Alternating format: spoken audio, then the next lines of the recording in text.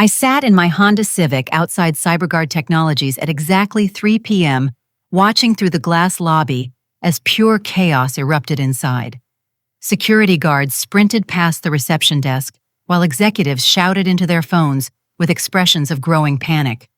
IT staff scrambled frantically between workstations, their faces pale with disbelief. My phone buzzed with its 17th missed call from my former boss, Marcus Brennan. I deleted them all without listening, then opened my laptop to type a single message into the encrypted communication channel I had left active. You wanted my encryption work? Enjoy decrypting your own database. The ransom timer displayed 23 hours and 57 minutes remaining in bold red numbers. 3 years of corporate betrayal, intellectual property theft, and deliberate humiliation had led me to this perfect moment of calculated revenge. 3 months earlier, I had walked into CyberGuard Technologies with genuine excitement about presenting my breakthrough quantum-resistant encryption protocol to the executive team. My name is Hollie Chen, and at 28 years old, I held a master's degree from MIT in cryptographic engineering, plus experience from 2 previous startups that had taught me the brutal realities of tech industry politics. CyberGuard specialized in cybersecurity for financial institutions, operating from a gleaming office complex in Austin, Texas, where I had spent the last 3 years believing I was building something meaningful to protect millions of banking customers from data breaches. The company employed roughly 200 people across 4 floors, with CEO Marcus Brennan ruling from the penthouse suite like a corporate emperor, obsessed with quarterly profit margins above all ethical considerations. His second-in-command Chief Technology Officer David Park possessed impressive business degrees, but lacked fundamental understanding of the encryption technologies our clients desperately needed.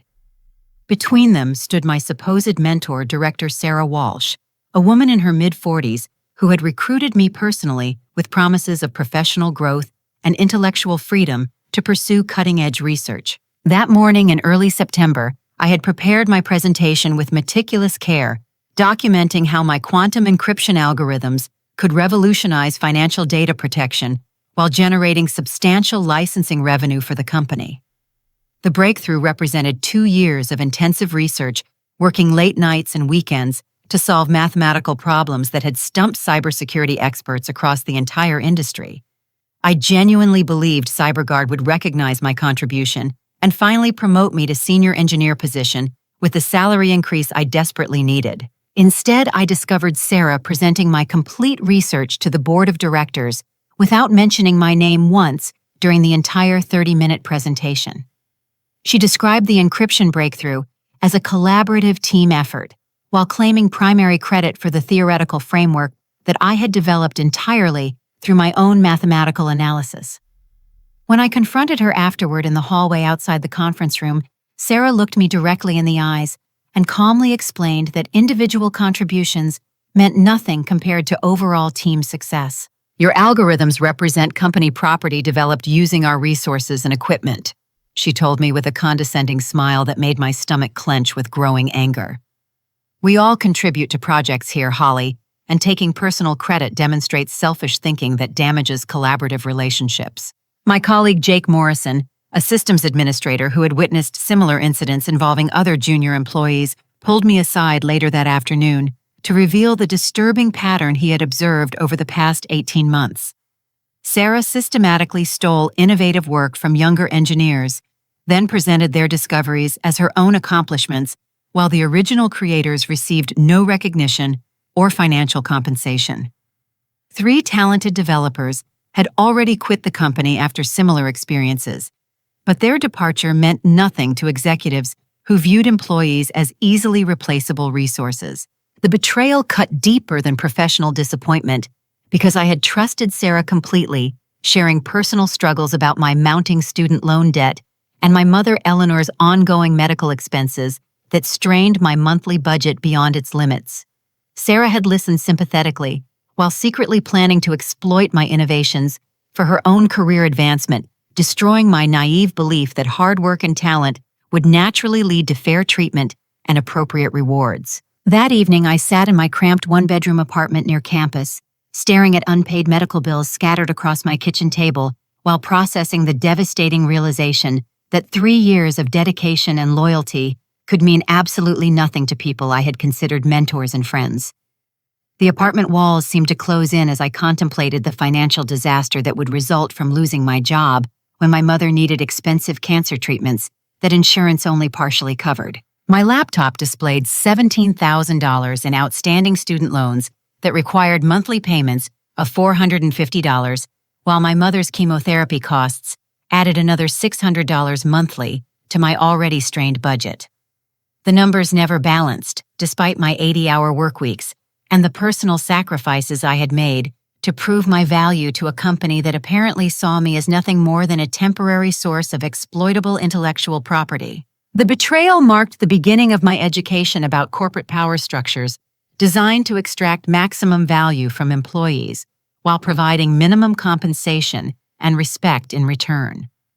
I realized that Sarah's mentorship had been calculated manipulation to gain access to my research, while Marcus and David viewed technical innovation as a commodity to be harvested from disposable workers who lacked the business sophistication to protect their own interests.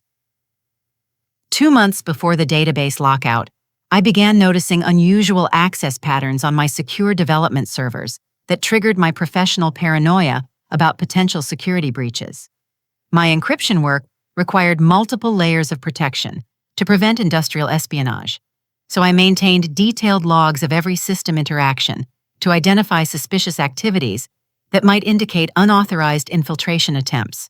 The pattern showed access attempts during late evening hours when I was away from the office, using administrative credentials that should not have existed outside the IT security department. My digital forensics investigation revealed a systematic campaign to copy my personal research files, including theoretical notes, algorithm prototypes, and mathematical proofs that represented 2 years of intensive intellectual labor.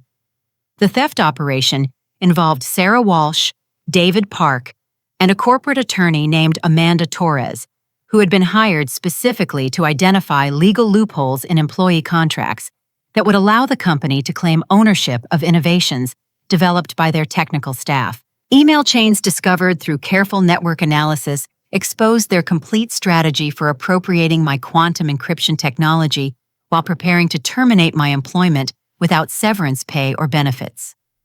Marcus Brennan had personally approved the plan, describing me as a naive young engineer who would never possess the business sophistication necessary to challenge corporate legal resources in court proceedings. The correspondence revealed disturbing details about their perception of my character and capabilities. Amanda Torres had researched my educational background, finding that my father's death during my childhood had created financial instability that made me particularly vulnerable to economic pressure.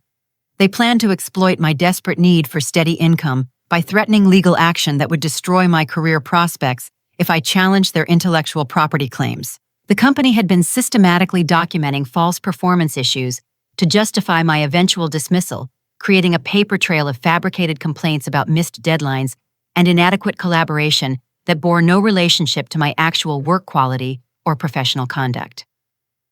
Sarah had been collecting negative feedback from colleagues who never actually worked with me, building a fictional narrative of poor teamwork and communication problems that would support their termination decision. David Park's emails revealed his contempt for technical employees who possessed knowledge he could never understand, describing engineers as overpaid prima donnas who needed constant management oversight to produce valuable results. His resentment stemmed from awareness that his business degree meant nothing in actual technology development, where mathematical expertise and creative problem-solving determined success or failure. Jake Morrison risked his own position by providing me with copies of internal documents that revealed the scope of their deception, including plans to patent my innovations under corporate ownership while denying my contribution to the underlying research. His intelligence gathering required careful timing to avoid detection by security monitoring systems that tracked employee access to confidential files and sensitive corporate communications. The betrayal extended beyond professional misconduct into criminal territory, involving forged authorization documents and fraudulent intellectual property claims that would generate millions of dollars in licensing revenue. Amanda Torres had identified precedent cases where companies successfully claimed ownership of employee innovations through strategic contract interpretation and aggressive legal tactics that overwhelmed individual defendants. Personal relationships suffered as the stress consumed my attention and energy, particularly my connection with my boyfriend Tyler Adams, who worked in marketing and struggled to understand why I seemed increasingly paranoid about workplace dynamics he considered normal business competition. His inability to grasp the magnitude of corporate betrayal created additional emotional strain during the most vulnerable period of my professional life. Tyler's perspective reflected his comfortable background and stable family finances that had never required him to navigate predatory employment relationships or economic desperation. His advice to simply find another job ignored the reality that my specialized skills required security clearances and industry reputation that could be destroyed by false accusations of poor performance or intellectual property disputes. Financial pressure intensified my vulnerability because losing my job would mean defaulting on student loans while ending my ability to help with my mother's cancer treatment expenses. Eleanor Chen had raised me alone after my father's death when I was 12 years old, working double shifts as a hospital nurse to fund my education and support my dreams of becoming a successful engineer. The thought of failing her during her greatest time of need made the corporate betrayal feel like a personal attack on everything I valued most. I began secretly documenting evidence of intellectual property theft while preparing technical countermeasures that could protect my work from further exploitation. The preparation required careful planning to avoid detection while gathering sufficient proof to support eventual legal action against the company and its executives. My engineering background provided knowledge of system vulnerabilities that could be exploited for defensive purposes, though I had never imagined circumstances that would require such extreme measures. The ethical implications of fighting back through technical sabotage created moral conflicts that kept me awake at night, weighing personal justice against professional ethics that normally prohibited unauthorized access to corporate systems. However, the evidence of criminal fraud and intellectual property theft suggested that normal ethical constraints might not apply when defending against systematic corporate abuse and deliberate financial exploitation. The morning of my termination began with discovering my security badge had been deactivated overnight, forcing me to wait in the lobby like a suspicious visitor, while the receptionist contacted building security to escort me to a conference room on the executive floor. The deliberate humiliation served as a warning to other employees about the consequences of challenging corporate authority or questioning management decisions that affected their professional futures. 20 minutes passed before Tony Rodriguez, a building security guard in his 50s, who had always treated employees with genuine kindness, arrived to escort me through hallways where colleagues avoided eye contact to protect themselves from guilt by association. The walk felt like a condemned prisoner's final journey, with whispered conversations stopping abruptly as we passed cubicles where people I had worked alongside for 3 years pretended not to recognize my existence. Marcus Brennan dominated the termination meeting with his characteristic arrogance, flanked by David Park, Sarah Walsh, and Human Resources Representative Linda Patterson, who avoided eye contact while mechanically reciting corporate policies about employment termination and benefit continuation. The conference room's floor-to-ceiling windows overlooked downtown Austin, emphasizing the power differential between executives who controlled multi-million-dollar decisions and employees whose careers could be destroyed through arbitrary corporate whims. Marcus delivered a carefully rehearsed speech about restructuring for operational efficiency and eliminating redundant positions that no longer served company objectives in the evolving cybersecurity marketplace. His tone conveyed complete confidence that no legal consequences would result from their actions, reflecting years of successful exploitation of vulnerable employees who lacked resources to challenge corporate authority. "Pack your trash, we own your work," Marcus laughed while sliding termination documents across the polished conference table. "Your employment contract assigns all intellectual property to company ownership, regardless of when or where development occurred. Any attempt to claim personal credit for corporate innovations will result in immediate legal action for theft of trade secrets and breach of fiduciary duty." The devastating revelation came when he proudly announced that my quantum encryption protocols had already been sold to Megasecure Corporation for $12 million, with contracts signed 3 days earlier using forged authorization documents bearing my digital signature. Amanda Torres had crafted legal language that transferred ownership of all technological innovations developed during my employment, regardless of whether the work occurred during business hours or involved company resources. I smiled calmly despite the rage building inside my chest, meeting his arrogant gaze directly while responding in a steady voice that betrayed none of my emotional turmoil. You own the code, but I own the encryption keys. The mathematical frameworks underlying quantum-resistant algorithms cannot be reverse-engineered without access to theoretical proofs that exist only in my personal research files. Sarah Walsh maintained her facade of sympathetic concern while simultaneously claiming credit for collaborative development that had produced breakthrough encryption capabilities through team-based research methodologies. Her performance demonstrated calculated cruelty designed to maximize my emotional distress while protecting her own position within the corporate hierarchy that rewarded loyalty above ethical behavior. The legal documents revealed the sophistication of their fraud, including backdated performance reviews that justified termination for cause-forged employee signatures, authorizing technology transfers, and fabricated evidence of policy violations that would prevent unemployment benefits or severance pay. Amanda Torres had anticipated every possible legal challenge and prepared defenses that would overwhelm any individual employee's ability to mount effective resistance. David Park's contribution involved technical assessments that dismissed my innovations as routine applications of existing mathematical principles, demonstrating his complete ignorance about quantum cryptography while providing legal cover for intellectual property theft. His characterization of groundbreaking research as incremental improvements revealed the contempt that business executives held for scientific innovation they could never comprehend or replicate. The security escort process forced me to pack personal belongings under direct supervision, while colleagues watched from their cubicles, afraid to offer support that might jeopardize their own employment security. The cardboard box contained 3 years of personal items, including family photographs, technical reference books, and small mementos that had made my workspace feel less corporate and more human. Jake Morrison approached my desk during the humiliating packing ritual, whispering promises to maintain contact and provide inside information about ongoing corporate activities that might prove useful for future legal proceedings.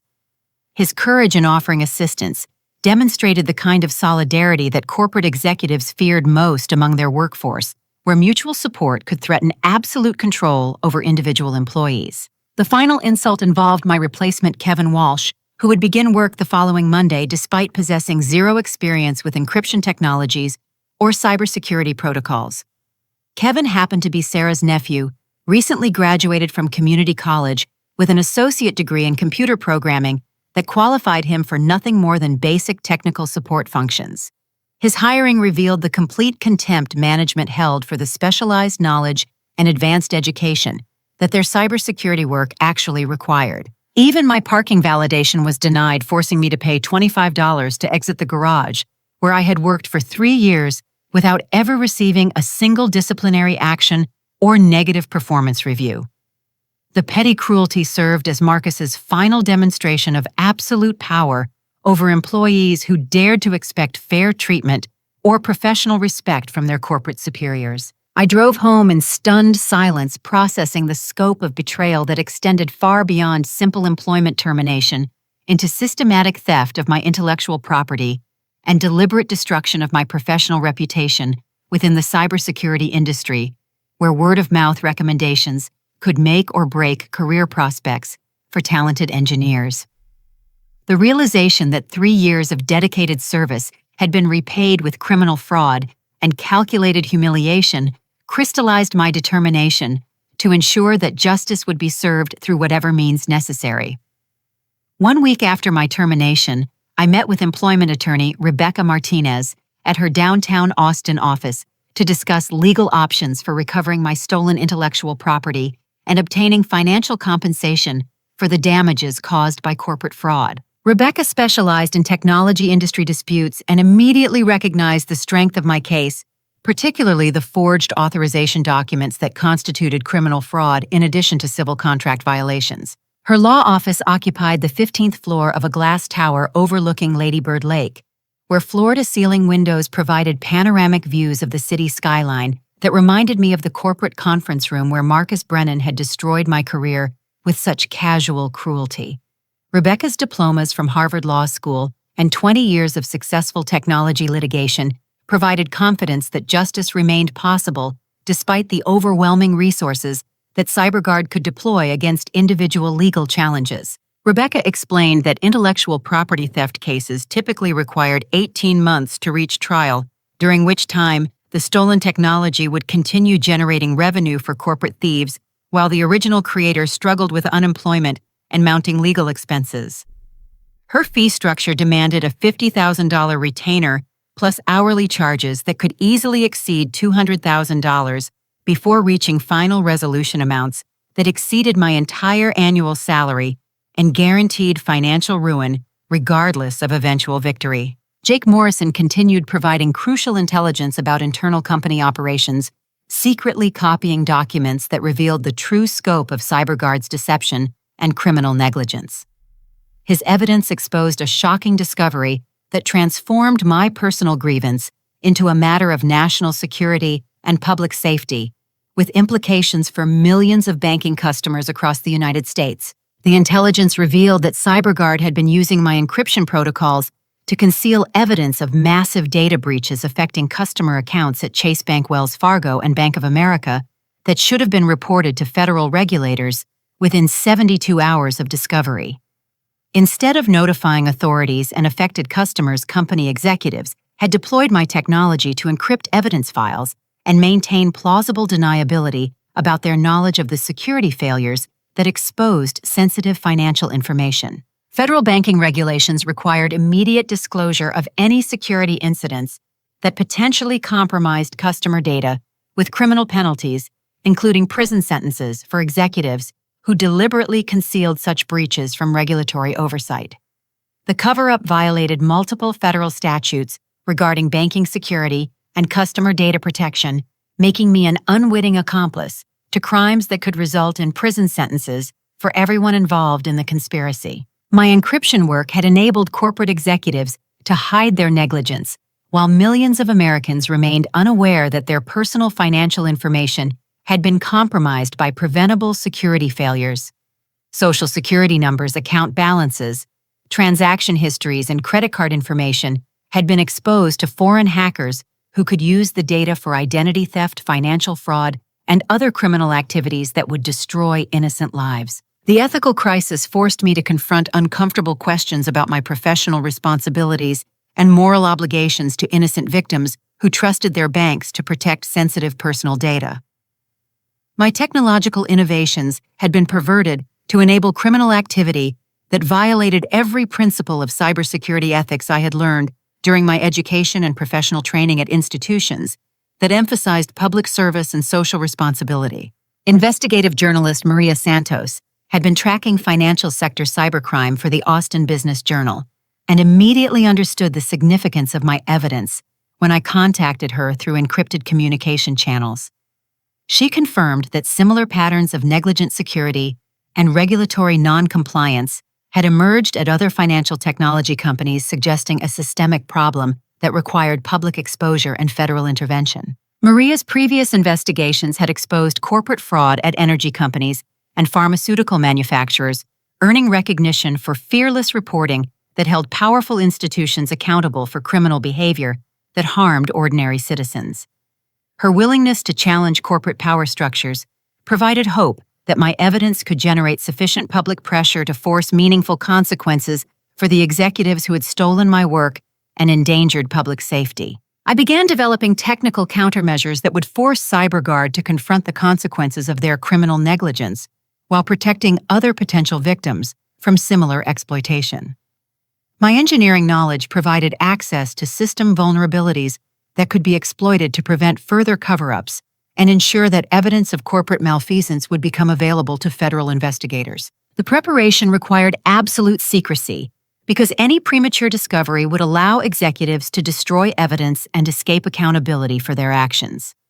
I worked from public libraries and coffee shops, using anonymous internet connections to avoid detection while building the technical framework that would ultimately expose their crimes to appropriate authorities. Personal motivation intensified when I visited my mother Eleanor in the hospital during her chemotherapy treatment, realizing that my fight represented something larger than individual career advancement or financial compensation.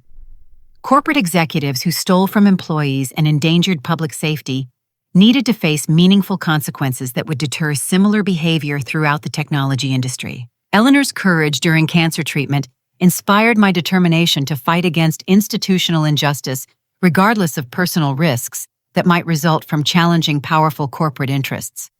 Her sacrifices to fund my education deserved better than watching me surrender to criminals who exploited vulnerable employees while hiding behind legal technicalities and superior financial resources. The quantum encryption lockout system required sophisticated programming that utilized advanced mathematical principles to create time-delayed activation, triggers controlled by remote access protocols.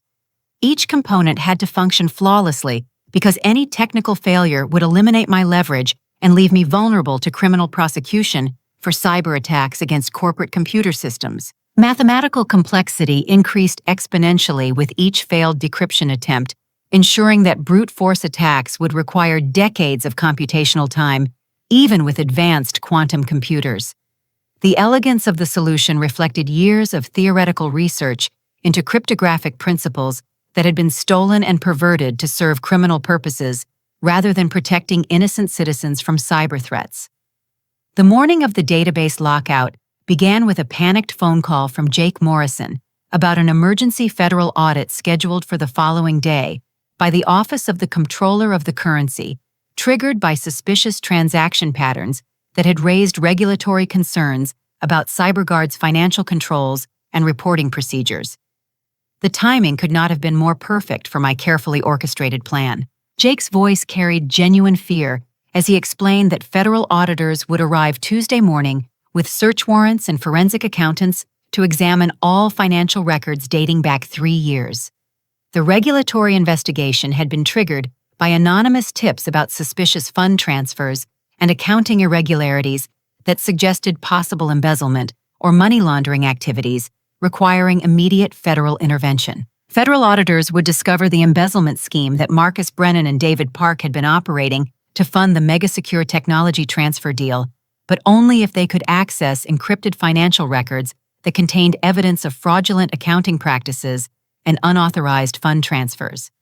My quantum encryption locks would make those records completely inaccessible unless corporate executives agreed to negotiate on my terms. The irony was perfect, because the encryption technology they had stolen to conceal their crimes would now prevent access to evidence that could send them to federal prison.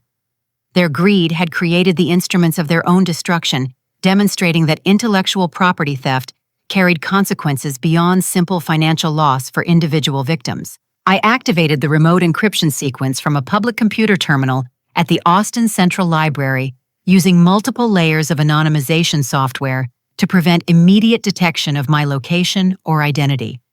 The library's free internet access and security cameras provided perfect cover while enabling real-time monitoring of system failures at CyberGuard through carefully planted network access points.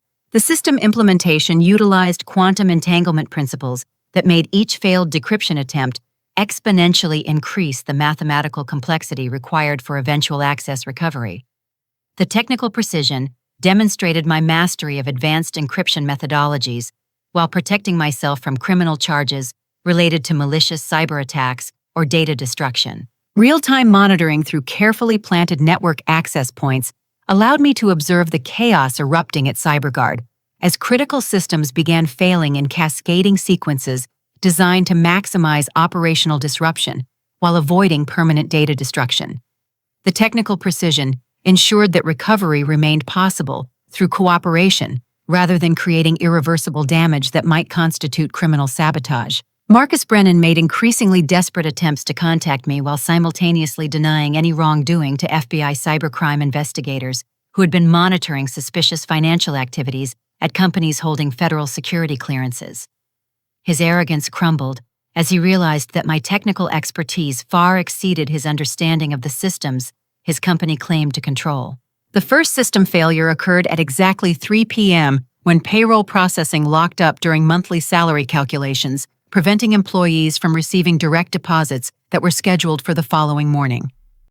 Accounting software crashed next, followed by client billing systems that contained payment records for multi-million-dollar government contracts requiring immediate federal audit compliance. Sarah Walsh immediately threw David Park under the bus in an attempt to save her own position, claiming ignorance about financial irregularities while providing federal agents with selective evidence that implicated her colleagues in criminal activities.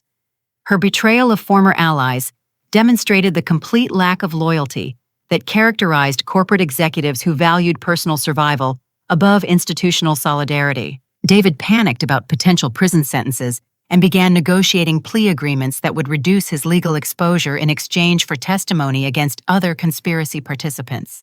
His willingness to cooperate with federal investigators reflected accurate understanding that financial crimes carried mandatory minimum sentences that could destroy his family's future and professional prospects. FBI Special Agent Patricia Moore recognized the sophisticated nature of my encryption work and expressed professional admiration for the technical innovation involved in creating quantum-resistant security protocols. Her investigation revealed that my stolen intellectual property had been offered to foreign governments through intermediary corporations that raised national security concerns beyond simple corporate fraud. The federal investigation expanded when Agent Moore discovered that Mega Secure Corporation maintained contracts with Chinese technology companies that could provide quantum encryption capabilities to foreign intelligence services seeking to compromise American banking systems and financial infrastructure. My stolen innovations represented potential threats to national security that elevated the case from corporate fraud to espionage concerns. Media attention accelerated when Maria Santos published her investigative exposé based on evidence I had provided, detailing the systematic cover-up of banking data breaches and the theft of employee intellectual property through fraudulent contract manipulation. Public pressure mounted as customers realized their personal financial information had been compromised without notification or appropriate protective measures. Customer lawsuits began filing within hours of publication, as banking clients discovered that their personal information had been exposed to foreign hackers, while CyberGuard executives concealed the breaches to avoid regulatory penalties and preserve lucrative government contracts. Class action attorneys recognized the massive liability exposure that would bankrupt the company regardless of criminal prosecution outcomes. My boyfriend Tyler finally understood the magnitude of what had been done to me, as news coverage revealed the criminal nature of corporate activities I had been fighting to expose. His support provided emotional strength during the most stressful period of my professional life, when federal agents, corporate attorneys, and media representatives all sought access to my knowledge and cooperation. The strategic media leak ensured that CyberGuard executives could not control the narrative or minimize public understanding of their criminal negligence and deliberate fraud. Corporate stock prices crashed as banking partners canceled contracts, and federal regulators launched formal investigations into systematic regulatory violations that threatened the entire company's operating licenses. Public sympathy shifted dramatically as people understood that my actions protected innocent banking customers from ongoing fraud while exposing corporate criminals who had stolen innovations designed to improve cybersecurity for legitimate purposes. The narrative transformed from unauthorized computer access to whistleblower protection of public interests against institutional corruption. 24 hours after the database lockout, CyberGuard Technologies faced complete operational collapse as clients canceled multi-million-dollar contracts and federal investigators seized corporate assets pending criminal prosecution of company executives. The board of directors convened emergency meetings while desperately attempting to contact me through intermediaries who might negotiate resolution of the encryption crisis. The company's largest client, Federal Banking Services Corporation, terminated their $8 million annual contract after discovering that their customer data had been compromised in unreported security breaches. Other financial institutions followed suit, as news coverage revealed the systematic negligence and regulatory violations that had exposed millions of Americans to identity theft and financial fraud. Corporate legal teams threatened criminal prosecution for cyber terrorism, while simultaneously acknowledging that my technical expertise represented their only hope for recovering access to financial records required for the federal audit. The contradictory strategies revealed their complete lack of understanding about the legal and technical realities of their situation. Amanda Torres led desperate negotiations, offering settlement amounts that began at $50,000 and escalated to $5 million as the scope of financial damage became apparent. Her previous confidence in corporate legal advantages evaporated as federal prosecutors expressed interest in pursuing maximum sentences that could result in decades of imprisonment for conspiracy participants. Public relations disasters multiplied as banking industry partners abandoned CyberGuard to protect their own reputations from association with corporate criminals who had endangered customer data security. Stock prices plummeted from $47 per share to less than $3 as investors recognized the company's inevitable bankruptcy and criminal liability. The Securities and Exchange Commission launched parallel investigations into fraudulent financial reporting that had concealed the embezzlement scheme and regulatory violations from shareholders who invested based on false representations about company compliance and ethical standards. Securities fraud charges carried additional criminal penalties that would extend prison sentences for corporate executives. Sarah Walsh's previous history of intellectual property theft emerged during media investigations that revealed a pattern of similar misconduct at 3 previous employers where she had systematically exploited junior colleagues before moving to new positions with enhanced credentials based on stolen innovations. Her professional reputation collapsed as former victims provided evidence to journalists documenting decades of unethical behavior. Former colleagues from Sarah's previous positions contacted investigative reporters to describe identical patterns of manipulation and theft that had destroyed multiple careers while advancing her executive positions through fraudulent credential enhancement. The evidence demonstrated systematic criminal behavior spanning 15 years and multiple corporate victims. Marcus Brennan faced personal bankruptcy as federal agents froze his assets pending resolution of embezzlement charges that carried potential sentences of up to 20 years in federal prison. His luxury lifestyle disappeared overnight as authorities seized his mansion-expensive vehicles and investment accounts funded through corporate fraud. The asset forfeiture investigation revealed that Marcus had purchased a $2 million lakefront home luxury vehicles worth $300,000 and offshore investment accounts containing $800,000 in embezzled funds that belonged to company retirement plans and client security deposits. My demonstration of quantum encryption capabilities to FBI cybercrime specialists resulted in immediate job offers from legitimate cybersecurity firms that recognized my technical expertise and ethical standards. The vindication felt profound after 3 years of being treated as expendable by executives who lacked the knowledge to evaluate my professional contributions. Government contractors specializing in national security applications offered positions with security clearances that would enable work on classified projects, protecting critical infrastructure from foreign cyber attacks.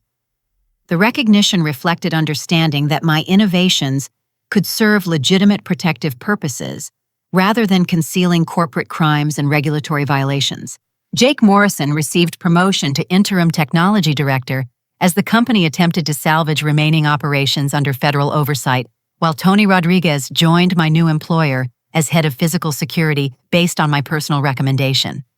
Their loyalty during my crisis earned permanent gratitude and professional opportunities they deserved. Employment attorney Rebecca Martinez confirmed that my lawsuit would result in substantial financial compensation for intellectual property theft, wrongful termination, and emotional distress caused by systematic corporate fraud. The legal victory would provide resources for my mother's medical treatment while establishing important precedents for protecting other technology workers from similar exploitation. Federal prosecutors offered me immunity from any potential computer crime charges in exchange for cooperation with their investigation into corporate financial fraud and regulatory violations that threatened national banking security. My willingness to expose criminal activity transformed me from potential defendant into key witness for justice. The immunity agreement protected me from prosecution while enabling full cooperation with federal authorities who needed technical expertise to understand the scope of crimes committed through sophisticated encryption technologies.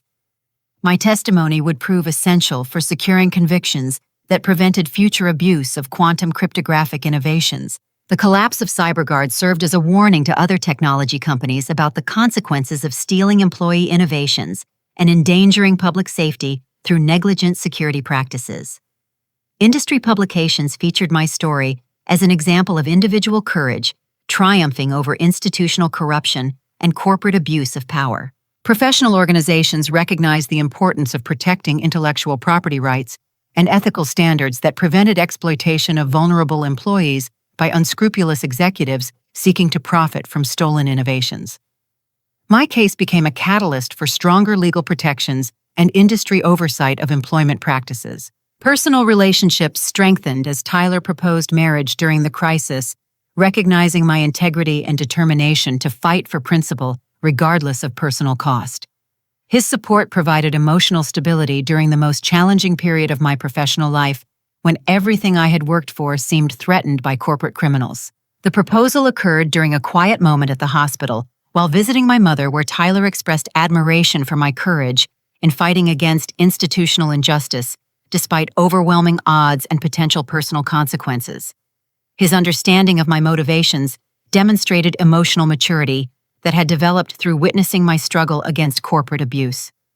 6 months later, I sat in federal district court, providing testimony that detailed the complete scope of CyberGuard's criminal enterprise, from intellectual property theft through systematic cover-ups of banking data breaches that endangered millions of American consumers. My evidence contributed to successful prosecution of corporate executives who had believed their wealth and position placed them above legal accountability. The courthouse atmosphere reflected the gravity of federal criminal proceedings, where corporate executives faced decades of imprisonment for crimes that had affected national security and public safety. Judge Patricia Sullivan presided over trials that would establish important precedents for prosecuting sophisticated white-collar crimes involving technology theft and regulatory fraud. Marcus Brennan received an 8-year federal prison sentence for embezzlement fraud and conspiracy to violate banking security regulations, while David Park was sentenced to 5 years for his role in the financial crimes and cover-up activities. Their sentences reflected judicial recognition that corporate executives who abuse positions of trust deserve severe punishment that deters similar behavior. Amanda Torres faced disbarment proceedings and criminal prosecution for conspiracy to commit fraud through fabrication of legal documents and fraudulent intellectual property transfers. Her law license suspension prevented future representation of corporate clients seeking to exploit vulnerable employees through contract manipulation and legal intimidation. Sarah Walsh faced industry banishment after losing her professional certifications and paying substantial restitution to victims of her intellectual property theft, spanning multiple employers and 15 years of criminal behavior. Professional engineering organizations removed her credentials and banned future membership applications that might enable continued exploitation of junior colleagues. My new company, Quantum Shield Security, secured major government contracts based on my proven expertise in developing quantum-resistant encryption technologies that protected sensitive federal communications and financial data systems.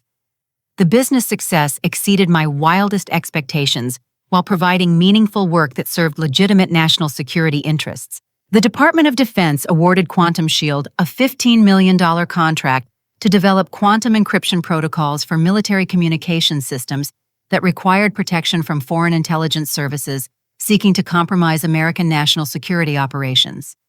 The recognition demonstrated that my innovations could serve patriotic purposes rather than concealing corporate fraud. Professional recognition reached its peak when the Department of Homeland Security presented me with their Innovation Excellence Award for contributions to cybersecurity research that strengthened America's defense against foreign cyber attacks and domestic data breaches.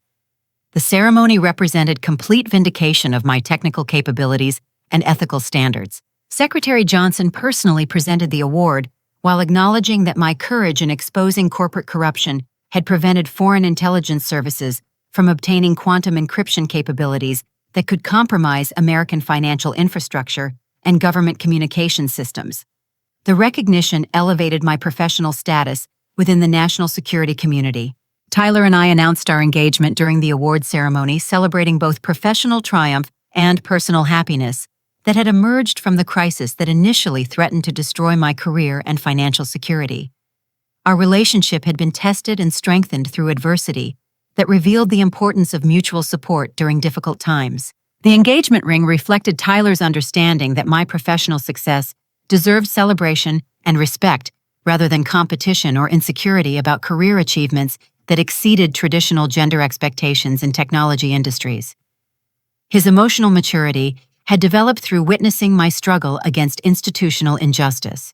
My mother Eleanor's cancer treatment concluded successfully, funded by lawsuit settlement proceeds and signing bonuses from government contracts that transformed our family's financial situation from desperate struggle to comfortable security. Her recovery represented the most meaningful outcome of my fight against corporate corruption and criminal negligence. Eleanor's oncologist confirmed that aggressive treatment had eliminated all traces of cancer while preserving her long-term health prospects for many additional years of life. The medical victory justified every risk I had taken during the corporate battle that initially seemed hopeless against overwhelming institutional power. Industry recognition expanded when new federal regulations preventing intellectual property theft in technology sectors were partially inspired by my case and the media coverage that exposed systematic abuse of employee innovations. The regulatory changes would protect future generations of engineers from exploitation by unethical corporate executives. The Protecting Innovation Act established criminal penalties for executives who stole employee intellectual property while creating legal safe harbors for whistleblowers who exposed corporate fraud and regulatory violations. Congressional testimony about my experience influenced legislative language that strengthened worker protections. Jake Morrison became my business partner at Quantum Shield Security, bringing systems administration expertise and institutional knowledge that proved invaluable for building a successful cybersecurity consultancy. His courage in supporting me during the crisis earned permanent partnership in our growing enterprise. Our partnership reflected shared values about ethical business practices and employee treatment that contrasted sharply with the corporate culture at CyberGuard, where workers were viewed as expendable resources rather than valuable collaborators deserving respect and fair compensation. Maria Santos received the Texas Press Association's Investigative Journalism Award for her coverage of corporate cybercrime that exposed the CyberGuard conspiracy and educated the public about vulnerabilities in banking data protection.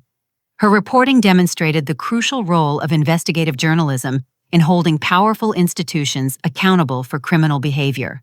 The Journalism Award recognized Maria's courage in challenging corporate power structures that typically intimidated media organizations through legal threats and advertising pressure designed to suppress unfavorable coverage of executive misconduct and regulatory violations. My quantum encryption algorithms became industry standard for financial institutions seeking protection against sophisticated cyber attacks, generating licensing revenue, while ensuring that my innovations would be used for legitimate security purposes rather than concealing corporate misconduct and regulatory violations. Major banks implemented Quantum Shield protocols to protect customer data from foreign intelligence services and criminal organizations seeking to exploit vulnerabilities in financial infrastructure that supported American economic stability and international competitiveness. Teaching cybersecurity ethics at the University of Texas provided opportunities to inspire the next generation of engineers to value both technical innovation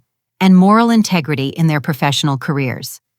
My students learned that individual courage and principled action could triumph over institutional corruption when supported by technical expertise and strategic planning. Graduate seminars explored case studies of corporate fraud and employee exploitation while developing frameworks for ethical decision-making in technology industries where powerful economic interests could conflict with public safety and individual rights. The curriculum emphasized professional responsibility and social consciousness.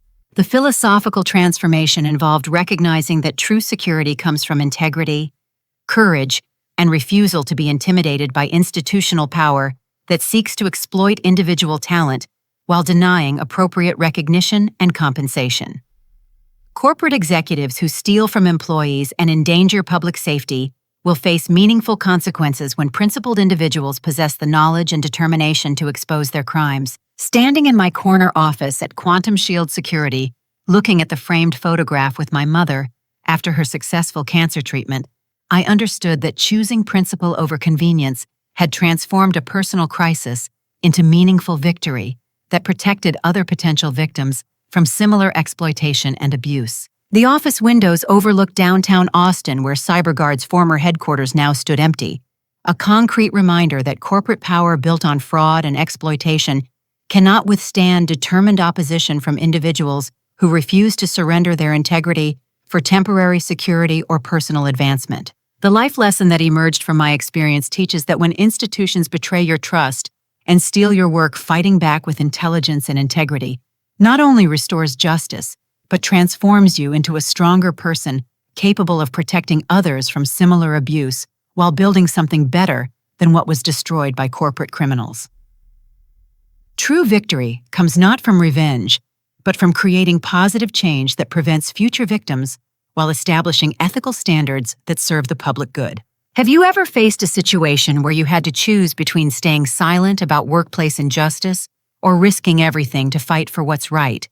Corporate abuse of employees happens in every industry, and your voice matters in exposing these patterns of exploitation. I'd love to hear your thoughts and experiences in the comments below about times when you stood up against institutional corruption. If this story resonated with you and inspired you to value integrity over convenience, please hit that like button to support content that highlights the importance of standing up to corporate abuse and protecting vulnerable workers. Don't forget to subscribe for more stories about people who refuse to let powerful institutions crush their dreams and principles while fighting for justice and ethical standards. Share this video with anyone who needs inspiration to fight for their own professional dignity and workplace rights, especially those facing intellectual property theft or corporate retaliation. Thank you for watching, and remember that your integrity and determination are more powerful than any corporation that tries to steal your innovations or silence your voice when speaking truth to power.